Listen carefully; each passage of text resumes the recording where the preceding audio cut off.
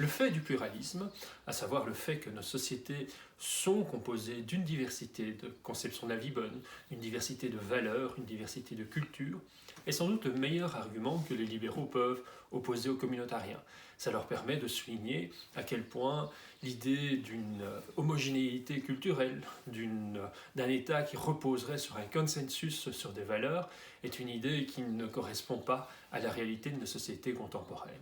En retour, les communautariens vont forcer les libéraux à s'interroger sur le sens de la neutralité de l'État, sur la réelle capacité d'un État à prétendre être neutre par rapport aux conceptions de la vie bonne. Et le débat intra aux auteurs libéraux, donc intra au libéralisme, qui va finalement créer des tensions, des divisions entre les libéraux, pouvoir distinguer différentes formes de libéralisme par rapport à la réponse au communautarisme, va assez largement tourner autour de différentes conceptions, différentes interprétations de ce que signifie cette neutralité de l'État. Très schématiquement, on peut distinguer trois conceptions différentes de la neutralité de l'État. La première, qu'on pourrait appeler la neutralité par abstraction, nous dit que l'État est neutre lorsqu'il ne tient absolument pas compte du fait que ses citoyens ont des conceptions de la vie bonne. Il ne doit absolument pas en tenir compte dans la manière dont il s'organise, dans les services qu'il rend, au sein du débat politique également. Il doit donc s'abstraire de ce débat sur les conceptions de la vie bonne et les renvoyer simplement aux interactions sociales, à la sphère civile, à la société civile, à la sphère privée de chacun d'entre nous. Donc, dans cette conception de la neutralité, dont peut-être l'exemple le plus proche de nous pour l'illustrer, même si dans les faits les institutions réelles sont un peu plus complexes que ça et ne collent pas tout à fait au modèle, mais l'exemple qui saute le plus aux yeux, sans doute, auquel on se réfère le plus souvent, serait la France. L'idée d'un État qui est totalement abstrait des conceptions de la vie bonne, qui ne reconnaît pas les différentes religions en tant que telles, qui ne subventionne pas les ministres du culte, au sein duquel, par exemple, au sein de l'école, il n'y a pas d'instruction religieuse prévue, au sein aussi d'un État où il ne peut pas y avoir de partis politiques qui font référence à une doctrine religieuse particulière. Donc c'est un État où il n'y a pas place dans le débat public pour des références à des argumentations de type religieux. Donc c'est ce qu'on appelle chez nous donc un État où la neutralité se confond avec une conception de la laïcité au sens fort que l'on a en France. D'ailleurs on parle plutôt en France d'État laïque que d'État neutre. C'est à la rigueur même l'idée que la sphère publique ne doit donc finalement reconnaître les citoyens en tant que uniquement citoyens, mais ne pas être totalement aveugle au fait qu'ils sont peut-être d'une religion plutôt que d'une autre. C'est vraiment hors du champ politique. Alors une deuxième conception de la neutralité, on pourrait l'appeler la neutralité par inclusion. Dans cette conception plus pluraliste de la neutralité, qui est en fait assez proche de ce que l'on connaît en Belgique, l'État doit aussi être neutre par rapport aux conceptions de la vie bonne, mais non pas au sens où il s'en abstrait, non pas au sens où il ne les reconnaît pas, non pas au sens où il se rend aveugle, pour ainsi dire, à l'existence de ces diverses conceptions de la vie bonne. Non, au contraire, il reconnaît l'existence d'une pluralité de la conception de la vie bonne, il reconnaît l'importance de pouvoir vivre, et même de pouvoir vivre de manière communautaire, collective, ces différentes conceptions de la vie bonne, donc que ce n'est pas qu'un choix personnel, mais que cela se traduit aussi par des communautés, notamment des communautés religieuses, par des institutions, et que l'État peut soutenir, à condition qu'il le fasse de manière équivalente, équitable, qu'il puisse soutenir ces différentes communautés. C'est ainsi qu'en Belgique, les diverses convictions, on dit philosophiques, les diverses convictions religieuses ou également la laïcité, sont reconnues explicitement par la Constitution, même subsidiées par l'État, que les prêtres peuvent par exemple voir leur traitement pris en charge par l'État, que les fabriques d'églises, elles aussi, bénéficient d'un soutien public. Également, dans cette conception-là de la neutralité, il n'est pas absurde qu'un parti politique puisse se présenter en faisant référence à une doctrine religieuse. Par exemple, encore aujourd'hui, il y a le Christelijk Vlaams-Partij, le CVP qui est devenu depuis lors le CDNV, donc, et de même du côté francophone, il y avait le Parti social-chrétien, donc il y avait des partis politiques qui explicitement disaient s'inspirer d'une doctrine avec un fond religieux. Ce qui était important, c'est qu'ils ne prétendent pas que ces principes religieux aient une valeur supradémocratique. Ils disaient que ça les influençait, comme d'autres pourraient être influencés, disons par le communisme par exemple, ou que sais-je encore par une multiple autre conception du monde, une multiple autre source philosophique, mais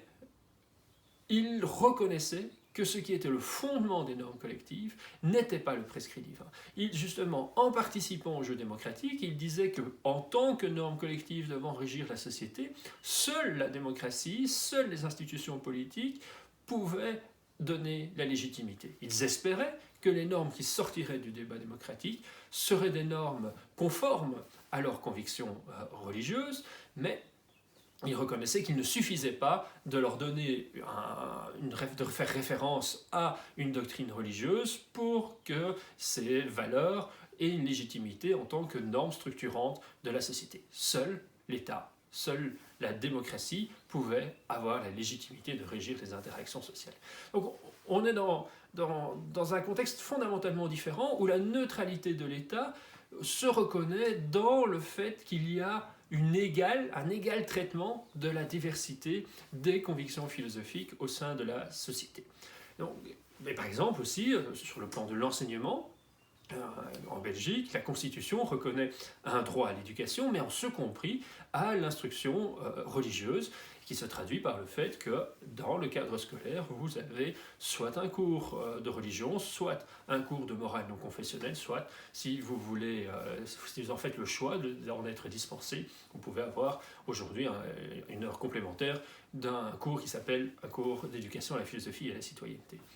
Mais à chaque fois, il y a la volonté que le cadre scolaire puisse offrir à ceux qui le souhaitent une instruction qui renvoie à des convictions axiologiques, à des convictions en termes de valeurs, en termes de conception du bien. Alors, on peut y voir justement une position ou d'un libéralisme qui est conscient que l'individu a besoin de pouvoir vivre sa conception de la vie bonne grâce à un certain nombre de ressources, que ce soit l'accès à des bâtiments, à des églises, que ce soit l'accès à une instruction de type religieuse, voire même du coup une capacité de distance critique par rapport à cette religion. Donc le fait d'avoir un cours de religion dans l'éducation officielle, donc organisée ou régulée par les autorités publiques, est aussi peut-être un moyen de s'assurer que ce qui est véhiculé à travers cet enseignement religieux soit conforme aux prescrits démocratiques. Donc il peut y avoir aussi bien, dans cette volonté de soutien par l'État des différentes conceptions de la vie bonne, aussi un souci de les rendre compatibles ou de s'assurer de leur compatibilité avec le cadre de la démocratie libérale.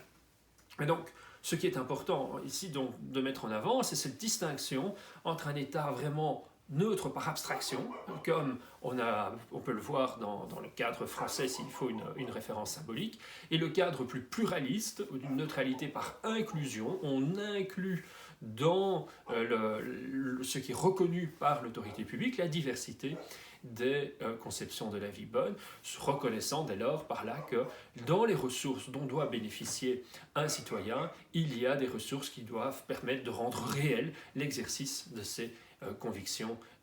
axiologiques.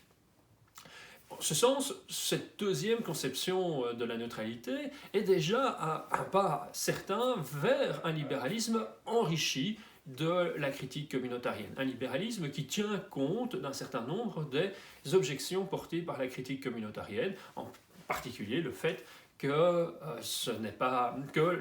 vivre sa conception de la vie bonne demande un certain nombre de ressources et dès lors peut-être un soutien public.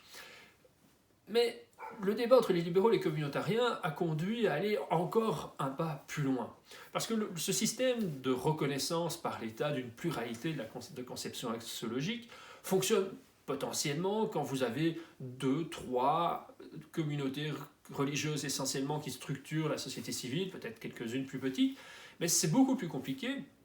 face à une diversité plus grande des conceptions. Et ça, peut-être que ça pose aussi une forme de différence de traitement assez important entre les conceptions comme majoritaires, les conceptions les plus fortement représentées dans la société, et des conceptions plus minoritaires. Et donc, or, il y a quand même toute une série d'éléments structurants de l'organisation sociétale qui va peut-être biaiser les possibilités pour certaines conceptions axiologiques,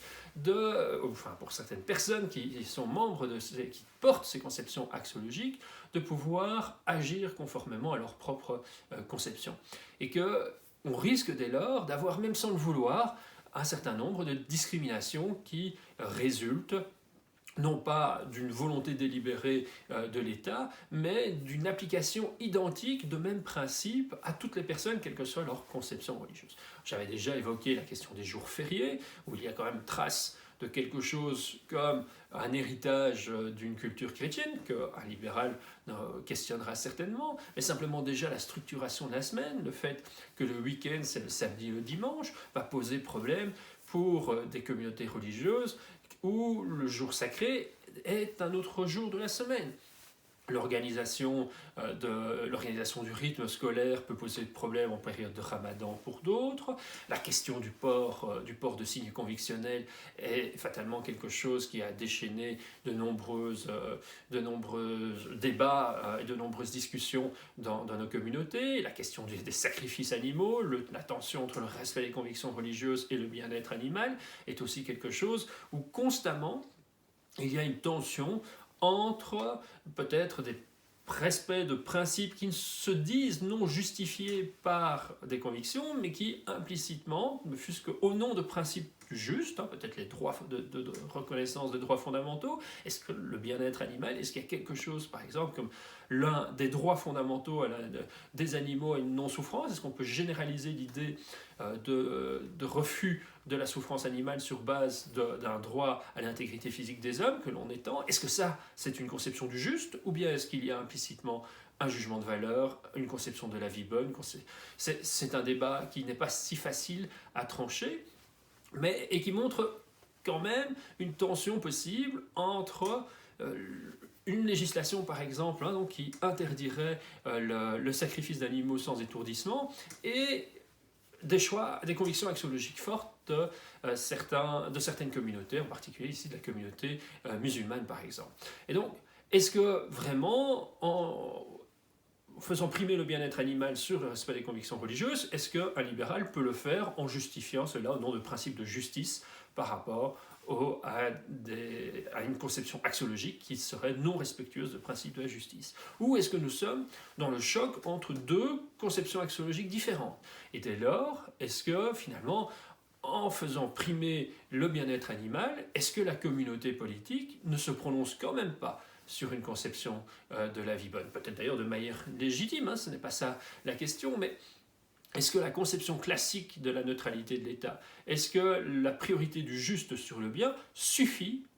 pour trancher cette question? Ou est-ce qu'il y a potentiellement des discriminations, ou en tout cas des traitements différents qu'il faut pouvoir alors justifier, légitimer envers certaines conceptions religieuses, envers certaines conceptions de la vie bonne?